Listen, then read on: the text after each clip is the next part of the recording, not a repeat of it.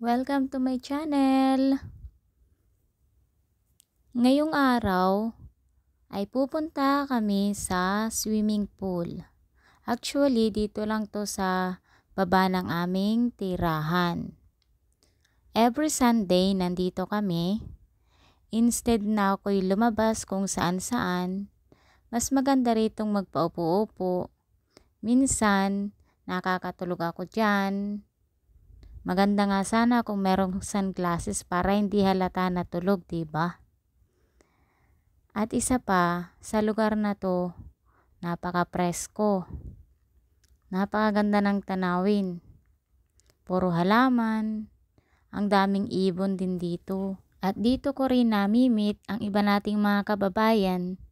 Kaya nagkakakwentuhan kami tungkol sa aming mga buhay-buhay, tungkol sa aming pamilya, sa aming mga employer, kung paano sila magtrato ng mga helpers, ng mga empleyado sa kanilang kumpanya. At dito rin kami minsan nagdadala ng pagkain habang naghihintay, nagpipiknik kami.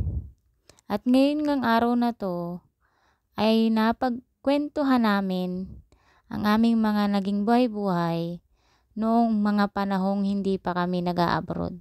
Kumbaga, balik tanaw tayo sa ating mga buhay noong mga nakaraang panahon. So, samahan nyo ako guys sa aming kwentuhan. Keep on watching! Nakaulab na tayo ng masarap, di ba? Oo. Nakakain na tayo ng masarap. Oo, dati hindi malang makapasok ng Jollibee. Tapos, first time pumunta ng Maynila, no? Makikita mo yung mga bus. Banong-bano ka pa. Ganito pala ang bus. Proud ka pa sarili mo. Nakasakay ka ng bus. Tapos nakain ng pizza. Nakain ng hotdog lang yung nasa. Nasa taas. Nakaangat. Hotdog lang. Sarap na sarap. Pagka-graduate ko ng elementary, grade 6, nagkatulong muna ako sa Bulacan ng 2 taon.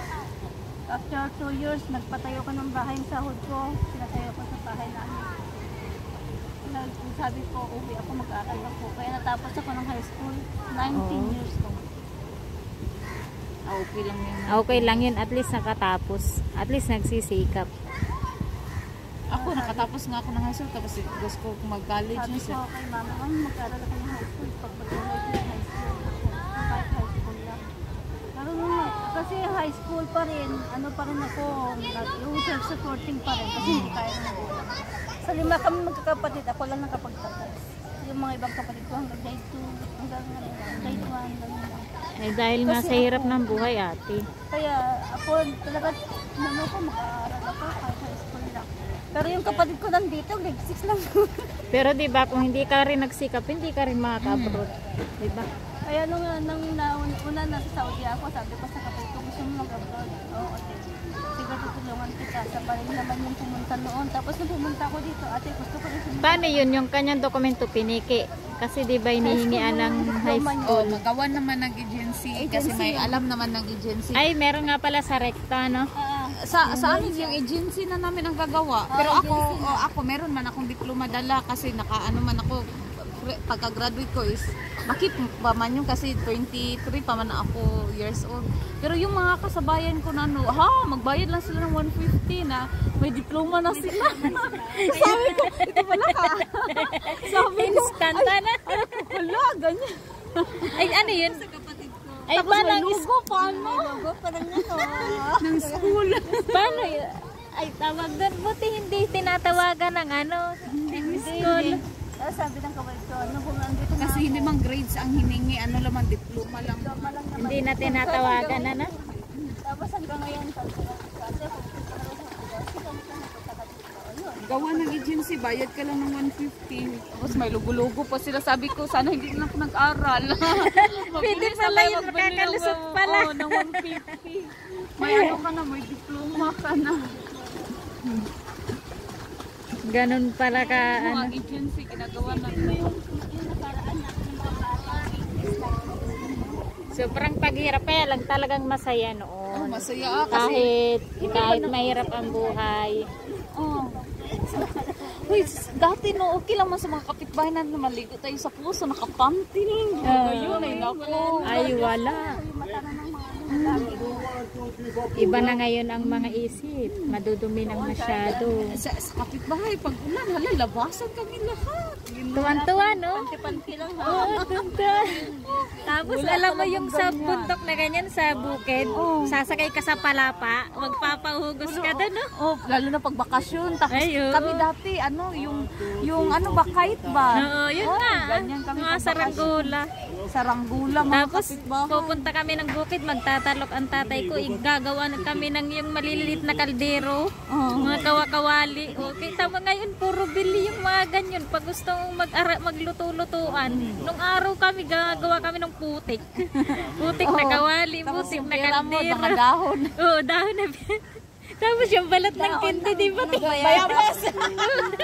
Tapos mga gulay, sibuyas, yung mga damo. Pero ano nang silbet na sigarilyo. Oo, bang sarap ng buhay nun. Hindi naman sa pag-ano, sarap ng buhay nun. Tapos iba magtinda-tinda yung mga pakite ng mga junk foods. Oo, yung mga tinda-tindahan.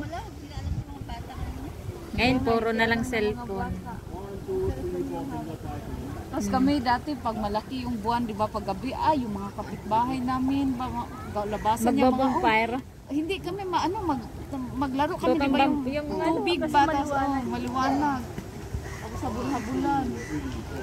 Ang sarap ng buhay talaga noon. Tapos pag walang ilaw, di ba, yung gasira lang. Alam mo yung tatay ko nung nag-ano ng kumot, yung papit na kamay lang. Yun, Nagagawa tell na. story. At saka kami nung araw, yung tatay ko, hindi, talagang maano ng tatay ko, nagkikwento bago kami matulog. Ganyan din man yung papa ko. Ilang taon na yung papa mo? 69. 69. Yung papa ko nga namatay, almost 92 years. Kaya nga pag nagkakasakit yung magulang ko, talagang aligaga ako. Kasi grabe talaga ang hirap namin nung tinamis. Sobra. Yung papa ko namatay, 2 years yung papa na namatay, ngayong September 17. Mahirap. Mahirap pag nawawala ng magulang. COVID pa naman yun, hindi ako nakauwi.